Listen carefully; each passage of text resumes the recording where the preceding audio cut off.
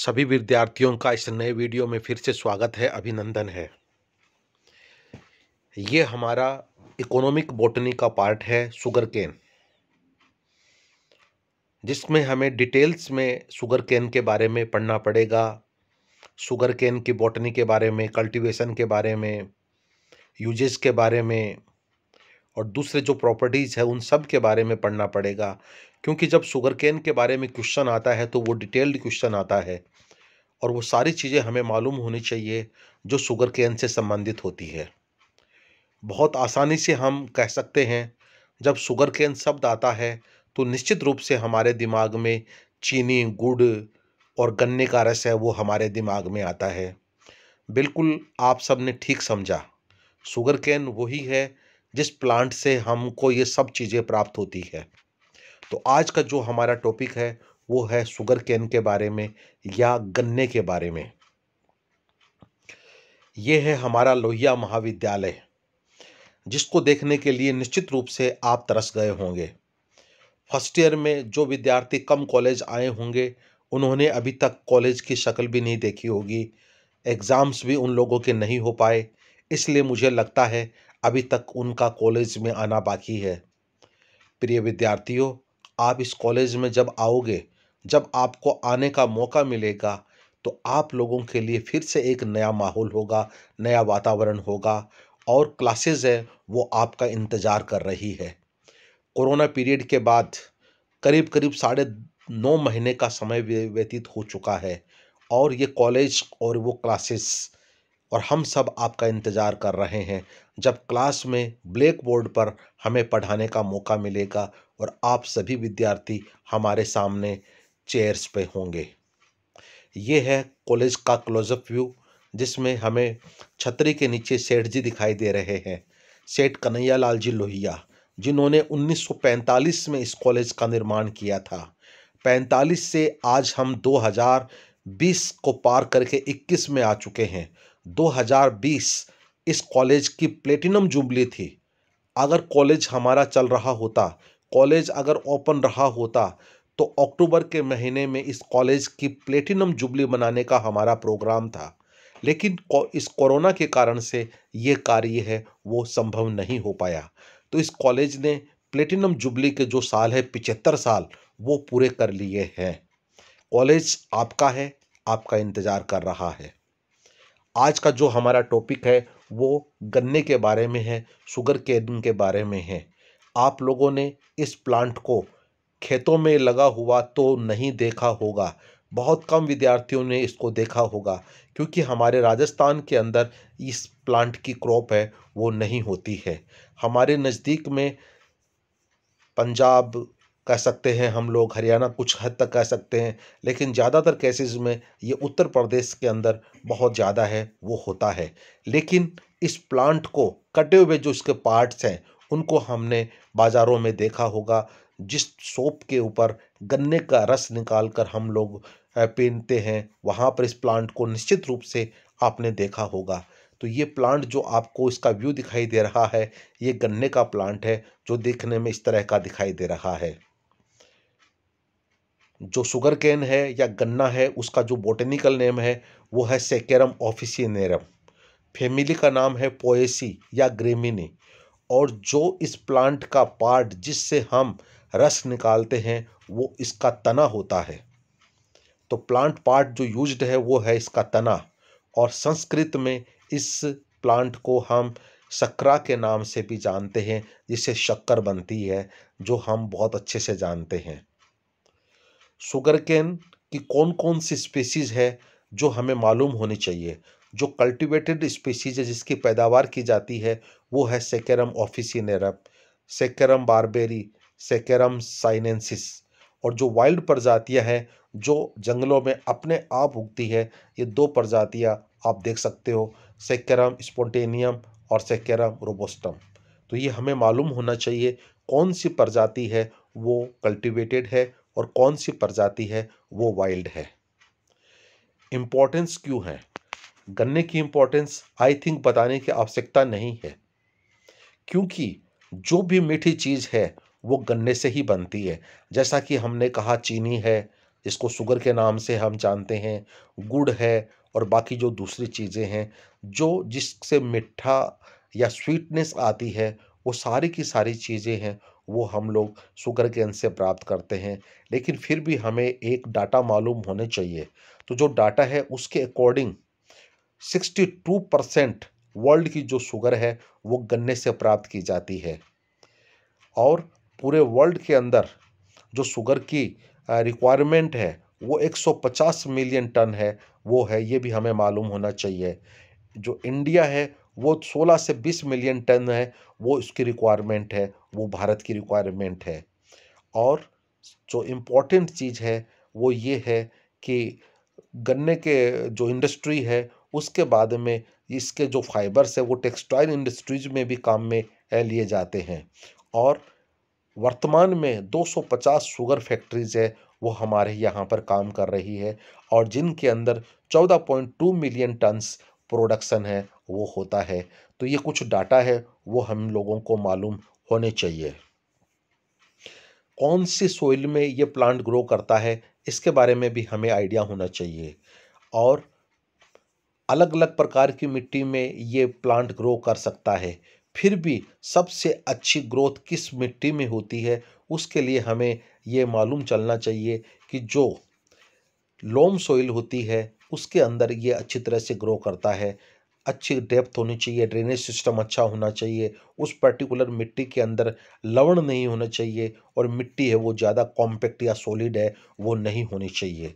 तो इस प्रकार की अगर मिट्टी होगी तो उसके अंदर गन्ने की जो पैदावार है वो अच्छी तरह से हो पाएगी। शुगर केन की जो इंडस्ट्रीज है वो 4 तरह के जो शुगर केन है उनसे जो उत्पादन करती है, जैसे केन टॉप्स जिसको हम बेंत के नाम से जानते हैं, बेगेस है, फ़िल्टर मड है, और मोलेसेस जिसको कि हम गुड़ के नाम से जानते हैं। तो इंडस्ट्रीज़ के जो प्रोडक्शन है वो इस तरह से हम प्राप्त है वो कर सकते हैं। शुगर है वो पौधे के ग्रीन पार्ट से प्राप्त की जाती है। इसके अलावा जैसे हमने कहा कि गन्ने का जो तना है उससे रस निकलता है और उससे बाकी जो चीज़ें हैं वो बनती है। लेकिन कुछ दूसरे और प्लांट्स हैं उनसे भी शुगर है वो प्राप्त की जाती है, जैसे आइपोमिया बीटा और डुकस करोटा, इनकी जड़ों से शुगर प्राप्त की जा सकती है। इसके अलावा कोर्न है और सोरगम के स्टेम से भी प्राप्त की जा सकती है। इसके अलावा फोइनिक्स सिल्वेस्ट्रिस जिसको कि हम खजूर के नाम से जानते हैं, कोकस न्यूसीफेरा है, बोरेसस है, इनके भी फ्लावर से थोड़ी बहुत शुगर है वो प्राप्त की जा सकती है। और एलियम सिपा का जो बल्ब होता है उससे भी थोड़ी शुगर है वो प्राप्त की जा सकती है। लेकिन ये सब चीज़ें हैं वो केवल नाम के लिए है, क्योंकि इनसे जो प्राप्त होती है वो नहीं के बराबर होती है। लेकिन फिर भी हम लोगों को थोड़ा सा आइडिया है वो इनके बारे में होना चाहिए। इस प्लांट की जो हिस्ट्री रही है उसके बारे में अगर हम थोड़ा सा जानना चाहें कि इस प्लांट की उत्पत्ति कहाँ हुई है, तो इस प्लांट की जो उत्पत्ति के बारे में जो धारणा है उसके बारे में हम लोगों को मालूम चलता है कि ये साउथ पैसिफिक से निकल कर आया है।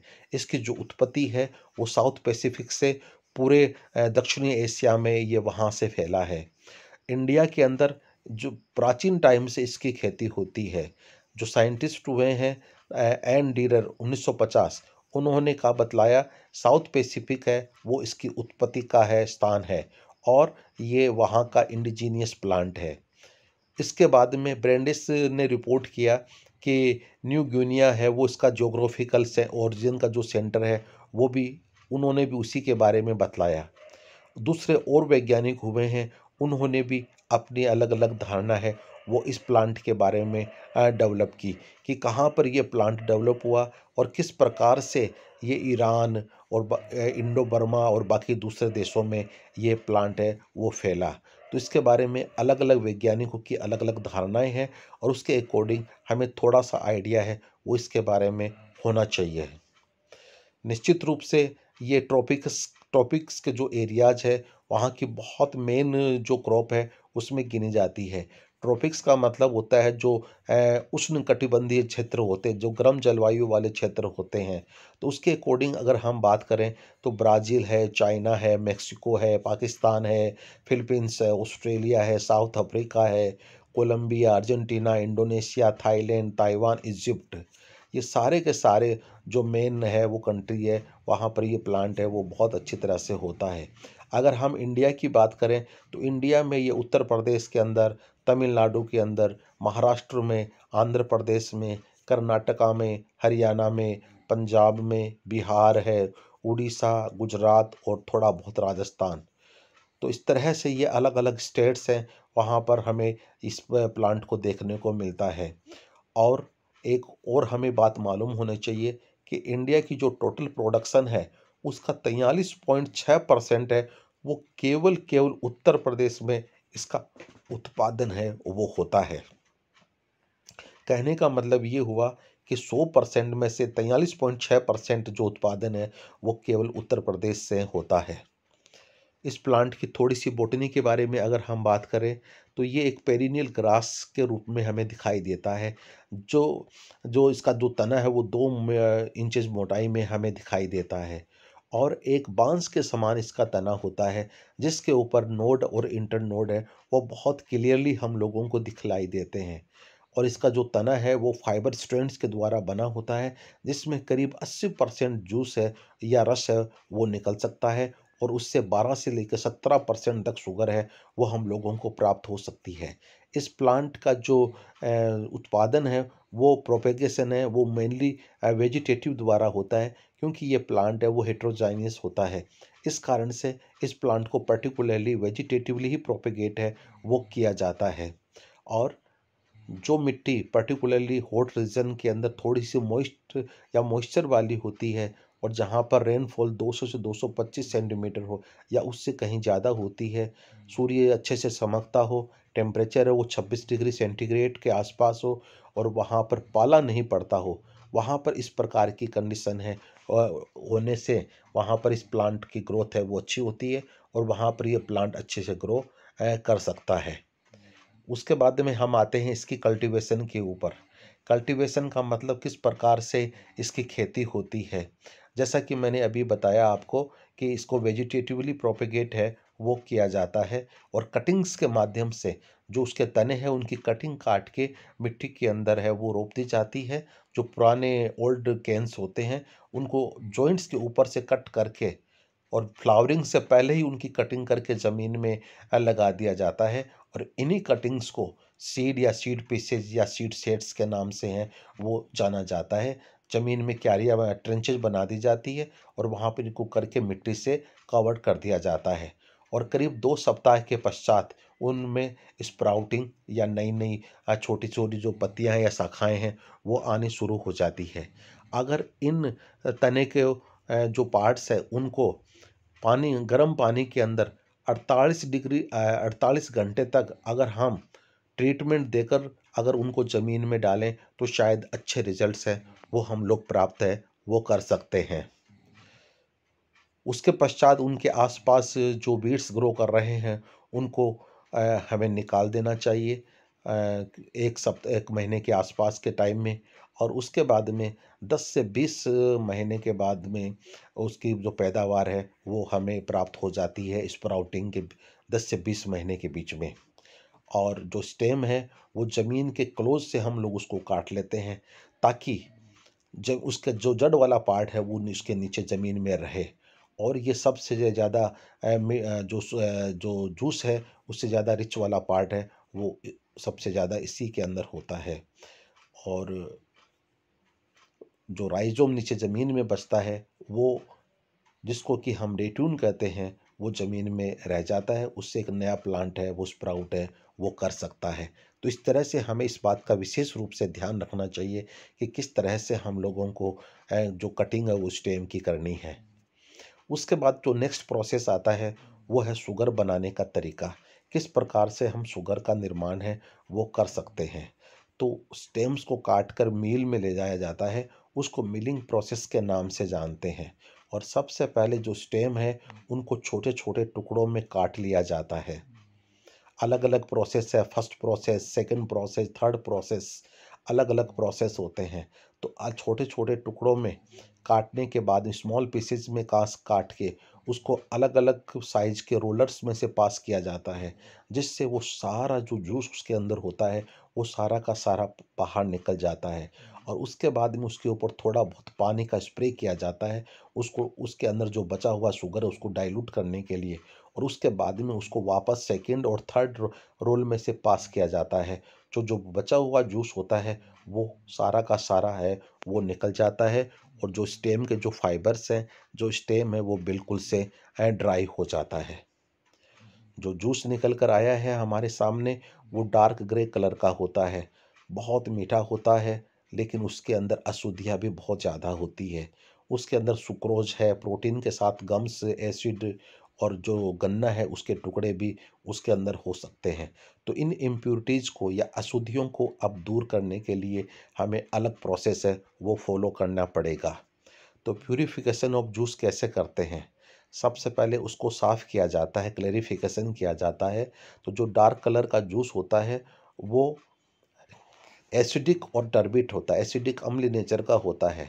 और सबसे पहले उसके अंदर जो सोल्यूबल और इनसोल्यूबल इम्प्योरिटीज होती है उसको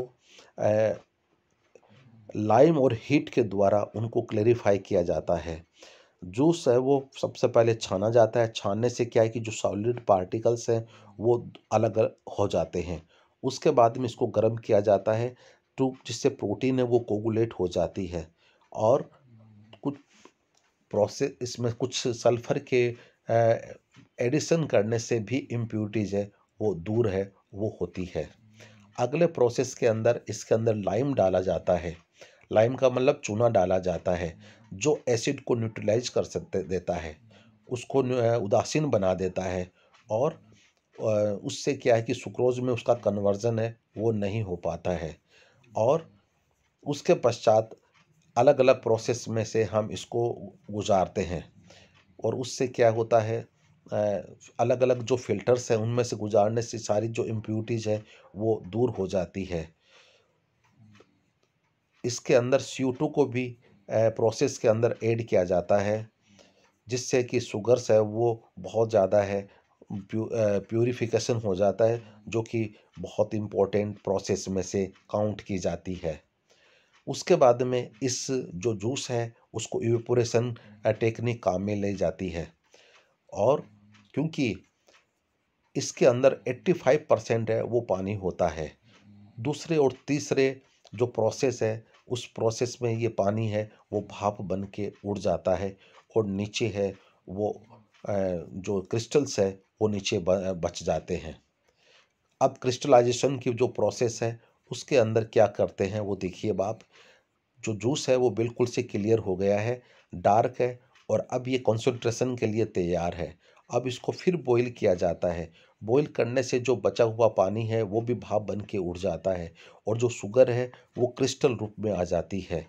और इसको अब वैक्यूम पेन्स में से गुजारते हैं, और जिससे कि जो स्टिकी मास है वो जिसको कि मेस्क्यूट के नाम से जानते हैं, और उसको फिर सेंट्रीफ्यूज किया जाता है। और सेंट्रीफ्यूज करने के पश्चात जो रो और क्रूड शुगर है वो ब्राउन कलर की होती है, और 96% तक ये शुद्ध है वो प्राप्त की जा सकती है। और उसके बाद में जो नेक्स्ट प्रोसेस आता है उसको हम रिफाइनिंग कहते हैं, जो कि अब रिफाइन फॉर्म में शुगर है वो हमें प्राप्त होगी। अब इसमें जो प्रोसेस इन्वॉल्व है उसके अंदर मुख्य रूप से इन पार्टिकल्स को वॉश करना, जिससे कि उसके पर्टिकुलर जो क्रिस्टल्स उनके ऊपर कोई गंदगी है तो उससे उनकी सफाई है वो हो जाती है।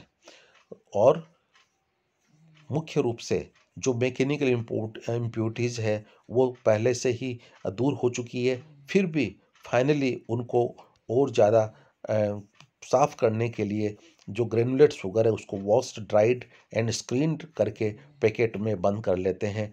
इस तरह से ये रिफाइन फॉर्म में जो शुगर है वो हमारे सामने आ जाती है। ये अलग अलग प्रोसेस के थ्रू हम इस क्रिस्टल शुगर को पास करवाते हैं, जिससे शुद्ध शुगर है वो हमारे सामने है या हमें प्राप्त होती है, और लास्ट में जाकर इनको पैकेट्स में बंद कर देते हैं। निश्चित रूप से जो शुगर है उसके क्या क्या उपयोग है उसके बारे में हम बहुत अच्छी तरह से जानते हैं। आई थिंक हमें ज़्यादा बताने की आवश्यकता नहीं है। जो भी चीज़ स्वीटनेस है वो मुख्य रूप से शुगर केन के द्वारा ही होती है। गुड़ भी प्राप्त होता है, चीनी है, शक्कर है और बाकी जो दूसरी चीज़ें हैं वो प्राप्त होती है। और जो इसके फाइबर्स है, जो इसका तना है, वो फ्यूल के काम आता है, ईंधन के काम आता है और पेपर बनाने के काम में भी आता है। तो ये मुख्य रूप से जो इसके यूजेस हैं ये हम जानते हैं। और दूसरी और बात जो हमें मालूम होना चाहिए, जो मोलेसेस के जो एसिटिक एसिड जिसको हम वाइनेगर कहते हैं और ग्लिसरीन, ये भी जो मुख्य रूप से वाइनेगर एसिटिक एसिड है उसमें भी इसका उपयोग है वो किया जाता है। और इसके अलावा फर्टिलाइजर्स के रूप में भी किया जाता है और एनिमल्स को खिलाने के काम में भी जो इसका तना है उसको खिलाने के काम में भी लिया जाता है। इस तरह से इसके बहुत सारे यूजेस हैं जो हम लोगों से बहुत अच्छी तरह से हम परिचित हैं। निश्चित रूप से ये जो टॉपिक है वो आपके एग्ज़ाम्स के पॉइंट ऑफ व्यू से बहुत इम्पोर्टेंट है। ये आपका टॉपिक था शुगर केन के बारे में, जो बॉट अपन ने उसके बॉटनिकल नेम से फैमिली से लेकर चले थे, उसकी बॉटनी के बारे में, उसकी कल्टीवेशन के बारे में और किस तरह से शुगर केन केन से शुगर या गुड़ है वो प्राप्त होता है, उसके बारे में हम लोगों ने जानने का प्रयास किया। निश्चित रूप से ये टॉपिक है वो आपके लिए बहुत फ़ायदेमंद होगा। और बड़े क्वेश्चंस में से शुगर केन के साथ में वीट के बारे में भी अक्सर पूछा जाता है, तो निश्चित रूप से हम वीट के बारे में भी जानने का प्रयास करेंगे और बाकी जो दूसरे प्लांट्स हैं उनके बारे में भी जानने का प्रयास करेंगे। तो ये था आपका आज का टॉपिक। बहुत बहुत शुक्रिया, धन्यवाद, थैंक यू।